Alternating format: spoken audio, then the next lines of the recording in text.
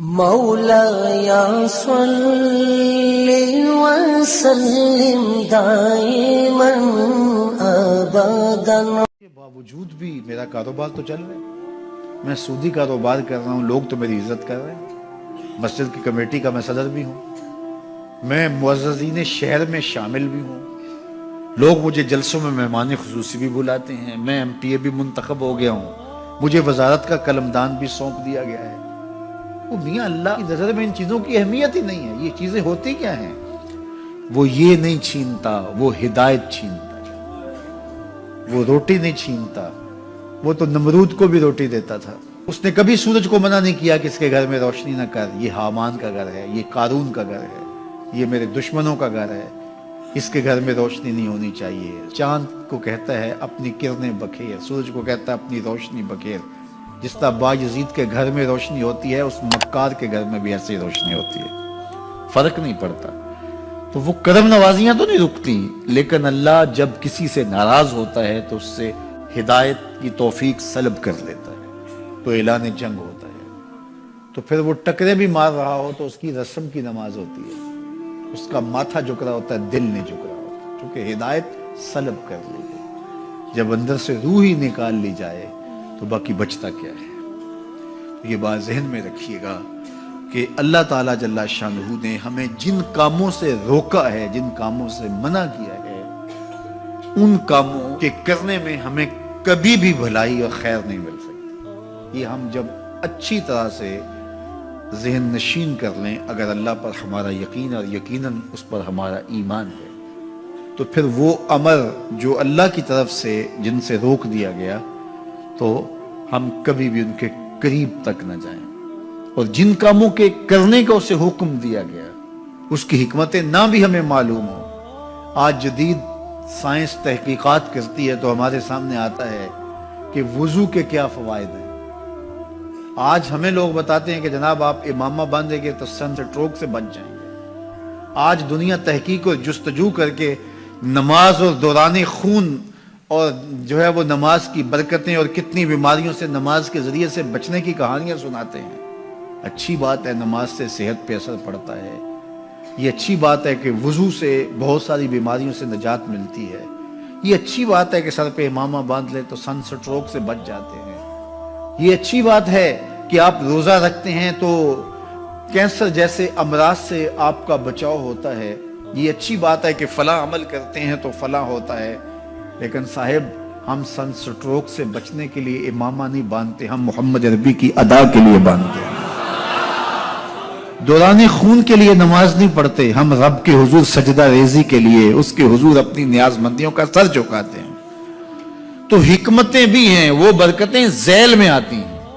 تو یہ بات ذہن میں رکھیے گا. غزنوی کا وزیر اس سے حسد کرتے ہوتے تھے کہ اس میں کیا خصوصیت ہے کہ بادشاہ اسی کو اہمیت دیتا ہے. ایک دن بادشاہ نے کوئی تربوز کاٹا، کوئی خربوزہ کاٹا یا کوئی اور ایسی چیز تھی، تو جس کو بھی دیا تو وہ کڑوا تھا تو اس نے چوہی چکھا تو پھینک دیا. اور پھر بلایا یاس کو اور اس کو کاٹ کے اس کی پھانک دی تو ایسے لطف سے کھانے لگا کہ جیسے اس سے لذیذ کبھی پھل زندگی میں دیکھا نہ ہو. تو سارے اندر ہنس رہے تھے، ایک دوسرے کو آنکھوں سے اشارہ کر رہے تھے، یہ دیکھو بے وقوف. تو بادشاہ رک گیا اور کہا کہ ایاز یہ جو فروٹ تم نے کھایا ہے یہ میٹھا تھا یا کڑوا؟ کہا بادشاہ سلامت کڑوا. تو کہا پھر اتنے ذوق سے کیوں کھایا؟ کہا کہ اس ہاتھ سے میں نے میٹھی نعمتیں کھائی ہیں، آج کڑوی ملی ہے تو تھوک دوں؟ کہا ایسا نہیں ہو سکتا. تو میاں کڑوا ہو تو وہ بھی قبول کیا جائے، نفس پہ شاک ہو. کڑوی وہ چیز ہوتی ہے جو نفس پہ شاک ہوتی ہے، نفس کرنا نہیں چاہتا، لیکن اس کے باوجود تمہارا دل کہے نہیں یہ مالک کی طرف سے ہے. سخت سردی ہے، گرمی کی شدت ہے، پانی ٹھنڈا ہے اور موسم سرد ہے، پانی گرم ہے اور موسم بھی گرم ہے، رات کا پچھلا پہر ہے، تھکے ہوئے ہیں، لیکن آپ اس کے باوجود بھی اپنے رب کے حکم کو بجا لاتے ہیں. نفس پہ شاک ہے لیکن سینے میں ٹھنڈ ہی نہیں پڑتی جب اس کے حضور سجدہ ریزی نہیں کر لیتے. تو اس کے حکموں کو بجا لانا اور اپنے نفس کو پیچھے کر دینا اور اپنی خواہشات کے گلے پہ چھری پھیر دینا اور مالک کی رضا میں اپنے آپ کو گم کر دینا، یہی زندگی ہے اور یہی بندگی ہے۔ تو اس لیے مجھے اور آپ کو اس بات پہ غور اور تدبر کرنا چاہیے کہ ہم اس مختصر زندگی کو اللہ کے احکام کی مطابقت میں گزارنے کا عزم کریں، وہ بات چھوٹی سے چھوٹی ہو یا وہ بات بڑی سے بڑی ہو، وہ احکام ہماری زندگی کے اندر نافذ العمل ہو۔ میں پھر وہ بات کہوں گا جو بار بار کہتا ہوں کہ میرے بزرگ ہم سے کہا کرتے تھے، یہ نہ ہو کہ لوگ تمہیں پوچھیں تم کون ہوتے ہو اور تمہیں بتانا پڑے کہ ہم مسلمان ہوتے ہیں۔ فرمایا کرتے تھے صاحب نہ کسی کو پوچھنا پڑے نہ تمہیں بتانا پڑے، تمہاری وضاحت، تمہارا طرز زندگی، تمہارا انداز معاشرت ایسا خوبصورت ہو، تم دور سے آ رہے ہو لوگ پہچان کے کہیں وہ دیکھو محمد عربی کا غلام آ رہا، تم شکل سے پہچانے جاؤ، تم کردار سے پہچانے جاؤ، تم وعدے سے پہچانے جاؤ۔ کتاب کا نام ہے بشر القیب فی لقاء الحبیب۔ حضور علیہ السلام کی ملاقات کے حوالے سے یہ کتاب امام سیوطی علیہ رحمہ کی مصنفہ ہے۔ اس میں ایک واقعہ انہوں نے لکھا کہ ایک شخص قبر میں اترا اور نکیرین آئے اور انہوں نے سوال و جواب کا سلسلہ کیا، من ربوں کا، ما دینوں کا۔ اچھا، اس کی داڑھی میں چند بال سفید تھے جن کو وہ مہندی لگایا کرتا تھا۔ تو جب منکر نے کہا کہ من ربوں کا، تو نکیر نے اس کا ہاتھ پکڑ کے پیچھے کھینچتے ہوئے کہا اس سے سوال پوچھ رہا ہے، تو دیکھ نہیں رہا اس کی داڑھی میں اسلام کا نور چمک رہا ہے، اس کی داڑھی میں اسلام کا اجالا تمہیں دکھائی نہیں دے رہا؟ تو تمہاری وضاحت ایسی ہو کہ فرشتے بھی دیکھیں کہ یہ حضور کا غلام آ رہا ہے۔ اللہ کے ذکر سے رخ پھیر لے، اللہ کی یاد سے رخ پھیر لے، اللہ کے دین سے اعراض کرے، تو پھر خدا شناسی، قناعت، توکل اور اعمال خیر تو اس سے چھن ہی جائیں گے، اس کو خود فراموشی کے عذاب میں مبتلا کیا جاتا ہے۔ اور قرآن مجید نے ایک دوسرے مقام پہ ارشاد فرمایا وَلَا تَكُونُوا كَالَّذِينَ نَسُوا اللَّهَ فَأَنسَاهُمْ أَنفُسَهُمْ، ان لوگوں کی طرح نہ ہو جانا جنہوں نے رب کو بھلا دیا، وہ بھول گئے، اپنے رب کو بھول گئے، غفلت ایسی طاری ہوئی، سویر سے لے کر شام تک اور شام سے سویر تک دنیا اور دنیا ہی مقصد حیات بن گیا۔ دنیا میں آئے کس لیے تھے، مقصد کیا تھا، بھول گئے۔ میلہ دیکھنے کے لیے آئے تھے، گھر کا راستہ بھول گئے۔ اللہ اکبر۔ تو فرمایا تم ان لوگوں کی طرح نہ ہو جانا۔ پھر اللہ نے انہیں سزا کیا دی، رزق کے دروازے بند کر دیے؟ نہیں۔ ان کی سانسیں چھین لی؟ نہیں۔ سورج کو حکم دے دیا اس کے آنگن میں روشنی نہ بھیجنا؟ نہیں۔ چاند کو چاندنی بکھیرنے سے روک دیا؟ نہیں۔ آب و ہوا روک دی گئی؟ نہیں۔ انہیں کیا سزا ملی جنہوں نے رب کو بھلا دیا؟ فرمایا فَأَنسَاهُمْ أَنفُسَهُمْ، اللہ نے انہیں ان کی ذاتوں سے انہیں بے خبر کر دیا۔ جو خدا فراموش ہوئے وہ خود فراموش ہو گئے، انہیں اپنے آپ سے ہی آگاہی نہ رہی۔ اور مجھے بتاؤ، جسے یہ بھی نہ پتا ہو کہ میں کون ہوں، اپنی شناخت جو بھول جائے، اس کے پلے ہوتا کیا ہے؟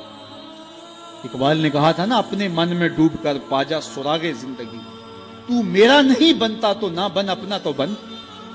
مجھے بتائیے 6 فٹ کا جوان ہو، قدے رانا رکھتا ہو، اس کی آنکھیں عقابی ہوں، ماتھا کشادہ ہو، رنگ چمک رہا ہو، ہونٹ گلابی ہوں، لیکن اس کی قمیص کے پیچھے گھر کا ایڈریس لکھا ہو کہ کسی کو ملے تو اس ایڈریس پہ پہنچا دے، تو آپ اس کا چہرہ دیکھ کے کہتے ہیں واہ کیا جوان رانا ہے، کیا اس کے ہونٹ گلابی ہیں، کیا نرگسی آنکھیں ہیں، کیا خوبصورت چہرہ ہے، کیا شمشاد قد ہے۔ لیکن اچانک نظر پڑی تو اس کے گھر کا ایڈریس اس کی قمیص کے پیچھے لکھا تھا۔ آپ نے کہا میں نے دور سے دیکھا، اس کا تو توازن عقلی ہی ٹھیک نہیں، یہ تو بیچارہ جو ہے وہ پاگل ہے۔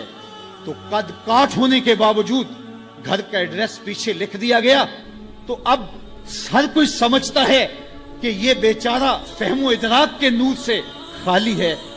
قدے رانا پہ ترس آنے لگ جاتا ہے، اور وہ آنکھیں جن میں ڈوب جانے کو، جھیل جیسی آنکھوں میں غوطہ لگانے کو جی چاہتا تھا، تو اب ترس آنے لگ جاتا ہے کہ یہ بیچارہ تو خود فراموش ہے، اللہ فرماتا ہے جس نے رب کو بھلا دیا، تم یہ نہ دیکھو اس کے بنگلے کتنے ہیں، یہ نہ دیکھو اس کے پاس کوٹھیاں کتنی ہیں، یہ نہ دیکھو اس کی چمکتی ہوئی کتنی لمبی گاڑی ہے، یہ نہ دیکھو کہ عالی نسب ٹاؤن کے اندر اس کا گھر ہے، یہ نہ دیکھو اس کا بینک بیلنس کتنا ہے، ہاں یہ بھی نہ دیکھو اس کے پاس وزارت کا قلم دان ہے، یہ بھی نہ دیکھو کہ یہ وزارت عظمیٰ کی کرسی پہ بیٹھا ہوا ہے، یہ بھی نہ دیکھو کہ اقتدار کی مسند پہ جھولتا ہے، یہ بھی نہ دیکھا ہو کہ یہ ڈائس پہ کھڑے ہو کے نعرے لگاتا ہے، لوگ آگے سے جواب دے کے واہ واہ کے ڈونگرے برساتے ہیں۔ کہا اس کی قمیض کے پیچھے لکھا ہوا ایڈریس پڑھ لو، فَأَنْسَاهُمْ أَنفُسَهُمْ، یہ وہ شخص ہے کہ جو اپنا پتہ بھول چکا ہے، جسے پتہ ہی نہیں کہ میں کون ہوں، اس دنیا پہ آیا کیوں،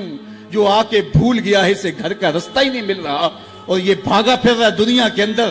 کیا بتائیں حباب کیا کار نمایاں کر گئے، بی اے کیا، نوکر ہوئے، پینشن ملی اور مر گئے، زندگی کا مقصد ہی نہیں ملا۔ کہا جو اس دنیا میں اندھا رہا کل قیامت کے دن بھی نابینا اٹھایا جائے گا۔ اس سے ان آنکھوں کی بے نوری مراد نہیں ہے، اس سے دل کی بے نوری مراد ہے۔ اسی لیے اقبال نے کہا تھا دل بینا بھی کر طلب خدا سے، کہ آنکھ کا نور دل کا نور نہیں ہے، آنکھ کا نور اور ہے، دل کا نور اور ہے۔ تو ہم دنیا کی مادی چمک کو دیکھتے ہیں، میرا مالک کہتا تمہارا دل ستھرا ہونا چاہیے، تمہارا منہ کالا ہو تو کوئی بات نہیں ہے، دل کالے نالوں منہ کالا چنگا، جے کو یہ رمز پچھانے ہو۔ اصل تو دل کی پاکیزگی ہے، اور دل رب کے ساتھ وابستہ ہو، اس کے رسول کے ساتھ وابستہ ہو۔ تو جس نے اللہ کے دین سے رخ پھیرا، اعراض کیا، تو پھر اس کا نتیجہ کیا ہو کہ اس کی زندگی تلخ ہو جائے گی۔